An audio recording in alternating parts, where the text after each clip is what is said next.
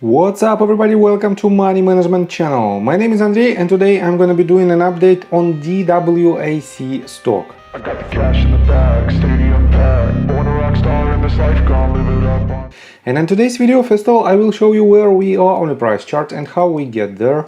Then I will continue with the fundamental news and I will show you what are the major news right now for this asset. And at the end of this video, I will share my thoughts and my technical analysis. And I will show you what should we expect next. So let's start with the price chart. I made my previous video right here, at this point, and I've told you that as long as this pivot holds, we were more bullish and we have to see higher targets, and the main price target was right here at $37.06. It is the upside potential of roughly 60.47%. And we had this breakout below this previous bottom, and this means the short-term movement to the upside basically invalidated, and we have to see longer consolidation phase with potentially lower price targets for this asset. And what should we expect next from the technical standpoint, I will show you in just several minutes. And for now, let's continue with the fundamental news, and let me show you why we had this movement to the downside. So, first of all, let me show you this article. It was published on the New York Times on November 19th, and it's titled, "Elon Musk reinstates Trump's Twitter account." Mr. Musk, who had asked Twitter users about whether to bring back the former president to the service, said, "The people have spoken." And let me show you this tweet. He posted this, "Reinstate former President Trump," and more than 15 million people voted on this poll, and more than 51% answered yes, and about 48.2% answered no. And Mr. Elon Musk said, "The people have spoken, Trump will be reinstated. Vox Populi, Vox Dei." And right here, as you can see, we have completely reinstated Mr. Donald Trump's Twitter account, and right now he has about 87.3 million followers. And this news definitely drove the price of DWAC lower, and let me show you why. This article on benzinga.com shows the reason why it is happening. And it says, Donald Trump says he won't be returning to Twitter. Why he's sticking with Truth Social? And right here we have two crucial bullets. Trump has close to 4.57 million followers on Truth Social. Trump's Twitter account had over 88 million followers before he was banned. And right after he was reinstated, his Twitter account counts about 72.4 million followers, and right now he has 87.3 million followers. And this is the main downside for DWAC company, because a lot of people think that Mr. Donald Trump, on his run to the White House, definitely will use any possible sources of communication with his audience. And definitely 87.3 million followers, it is much higher than just 4.57 million followers on Truth Social. And this means probably he will use the Twitter account, his Twitter account, and in this case the DWAC company might lose the value, because Mr. Donald Trump will not use it completely, or will not use it with a high intensity. On top of that, let me show you this article. This is the CNBC.com, and it was published right after I made my previous video, and it says, Trump media merger partner loses board member days before pivotal shareholder meeting. And let me quote you these bullets. Justin Shainer, a Florida real estate executive, quit the board of Digital World Acquisition Corporation, which plans to merge with Truth Social parent Trump Media.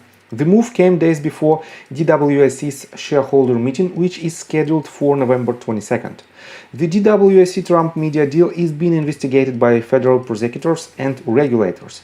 And right here, as you can see, the DWAC Trump Media deal is being investigated by federal prosecutors and regulators. Will Wilkerson, a former Trump Media executive, turned over documents to the Securities and Exchange Commission and filed a whistleblower complaint claiming misrepresentations by the companies. DWAC will likely liquidate if the merger deadline isn't delayed by early December. And the main point of this meeting will be the rescheduling of the DWAC merger, basically to the end of summer, beginning of autumn of 2023, in order to make this deal happen.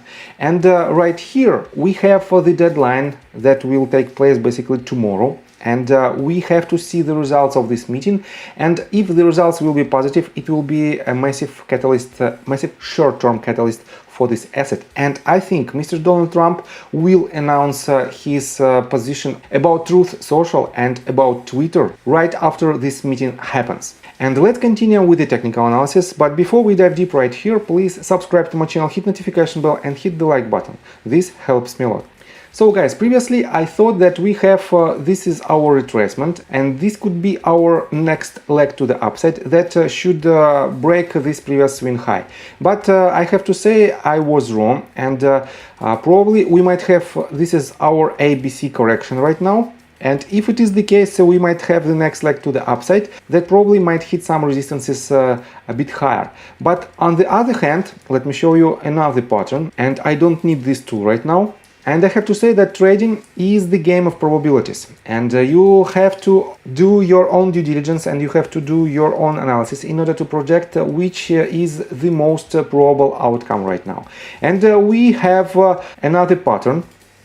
If I connect these stops and project this line to the bottoms as a parallel line, as you can see, we have very good movement to the downside, which holds perfectly well this channel.